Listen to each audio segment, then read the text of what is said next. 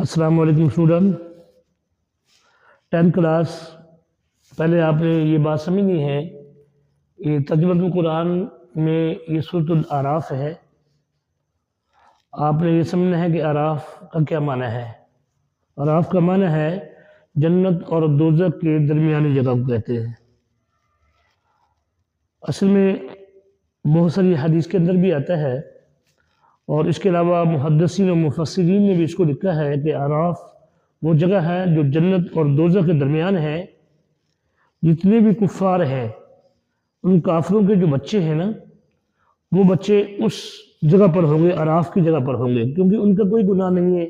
جیسا کہ حدیث میں بھی آتا ہے کہ اللہ کے نبی صلی اللہ علیہ وسلم کا ارشاد ہے کہ ہر بچہ فطرت اسلام پر پیدا ہوتا ہے۔ اس کے والدین چاہے اس کو یہودی بنا دے چاہے نصرانی بنا دے، یعنی چاہے عیسائی بنا دے چاہے یہودی بنا دے۔ اب فطرت اسلام پر ہر کافر کا بچہ پیدا ہوتا ہے، لیکن آگے پھر جو ان کا عقیدہ ہوتا ہے وہی بچوں کا ہو جاتا ہے۔ اگر چھوٹا بچہ کوئی فوت ہو جائے گا کفار کا تو وہ اعراف کے اندر رکھا جائے گا۔ بعض مفسر اور محدثین کی رائے یہ ہے کہ اس جنت اور جہنم کے درمیان جو جگہ ہے یہاں پر وہ بچہ رکھا جائے گا، اس لیے کہ وہ گناہ وہ بے شک کافر کے گھر میں پیدا ہوا ہے لیکن فطرت اسلام پر پیدا ہوا ہے۔ پھر جو ہے وہ بچہ ہے، معصوم ہے، ابھی اس نے کوئی ایسا گناہ نہیں کیا، ابھی اس کو اتنی سمجھ اور بوجھ نہیں ہے، اس لیے چھوٹا بچہ ہے۔ تو یہ چھوٹے بچوں کے بارے میں ہے کہ وہ جنت اور جہنم کے درمیان ہوں گے۔ تو یہاں پر دیکھیے سورۃ اعراف ہے۔ میں پہلے بتا چکا ہوں کہ پہلے ہر سورت کا تعارف آپ نے یاد کرنا ہے، یہ نہیں چھوڑنا، یہ امتحان میں لازمی آتا ہے۔ اور اس کے علاوہ جو ہے مضامین جو ہے وہ بھی آپ نے نہیں چھوڑنے، مضامین بھی آپ نے لازمی یاد کرنے۔ مضامین جو ہے وہ جتنے بھی ہوں ان میں سے 4-5 وہ مضامین بعض دفعہ آ جاتے ہیں، 2 لکھو، 3 لکھو، 4 لکھو، 5 لکھو، اس لیے آپ نے تعارف کے بعد دوسرے نمبر پر مضامین کو یاد کرنا ہے۔ پھر آگے مختصر سوالات آتے ہیں مشق کے اندر، وہ آپ نے نہیں چھوڑنے، وہ آپ نے لازمی یاد کرنے ہیں۔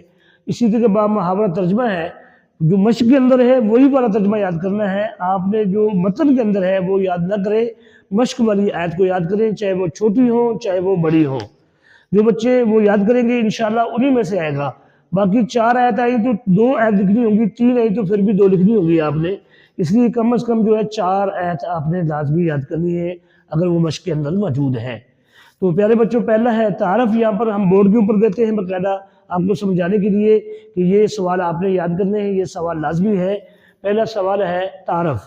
یہ قرآن مجید کی جو ہے 7ویں سورت ہے اور 8ویں پارے سے شروع ہو رہی ہے۔ یہ مکی صورت ہے، اس میں 24 رکوع 2 اور 206 آیات ہے۔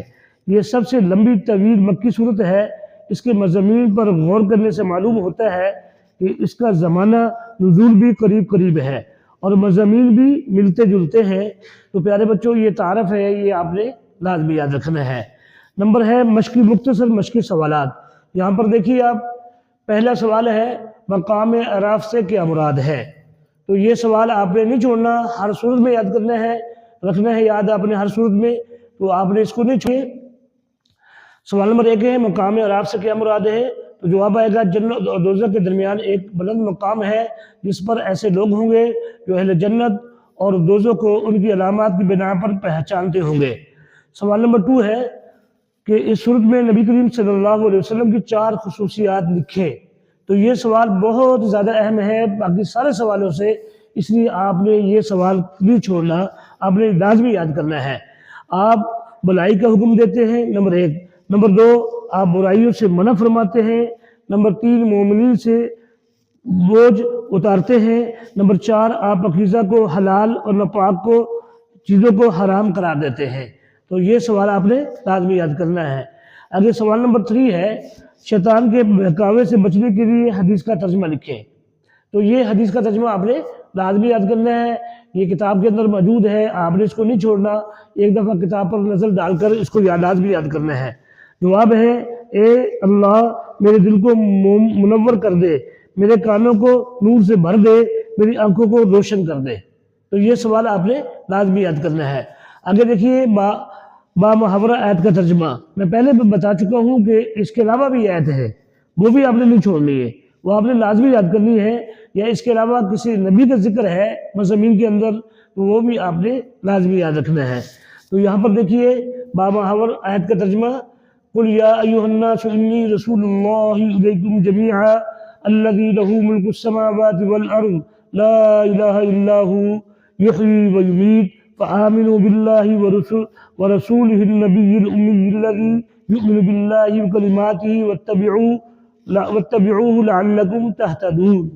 تو پیارے بچوں یہ آیت ہے، اس آیت کا آپ نے ترجمہ یاد رکھنا ہے۔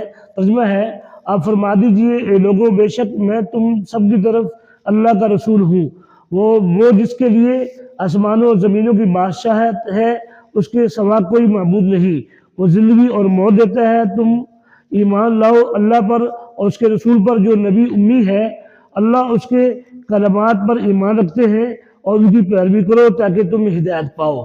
یہ اس کا ترجمہ ہے۔ تو پیارے بچوں یہ ترجمہ آپ نے اس طریقے سے سب آیت کا بامحاورہ ترجمہ یاد کرنا ہے۔ یہ تو ہم نے ایک نمونے کے طور پر آپ کو ایک آیت دی ہے، باقی آیت بھی آپ نے یاد رکھنی ہے۔ السلام علیکم۔